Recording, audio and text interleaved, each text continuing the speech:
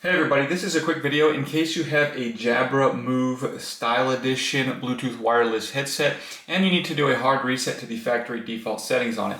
Now you're going to want to do this for one of two reasons. The first one is troubleshooting. If you're having any issues with this headset not connecting to Bluetooth, or if it's not syncing with your device or pairing with your device, or if it keeps disconnecting, it's not responding, any issues like this can very often be fixed with a hard reset to a factory default settings. Now the second reason you're going to want to do this is if for whatever reason you just want to set these headphones up as a brand new set of headphones, deleting all the previous pairing history and everything like that. We can do this really easily on these headphones. All we need to do is come in and find the multifunction button and the volume up button and press both of those buttons at the same time for 5 seconds. And if you press both of those buttons at the same time for 5 seconds, after 5 seconds, the headset will reset to its factory out-of-the-box default settings, at which point you can go ahead and delete the old pairing off of your devices, your phones or whatever, and then just re-pair this headset as a brand new set of headphones.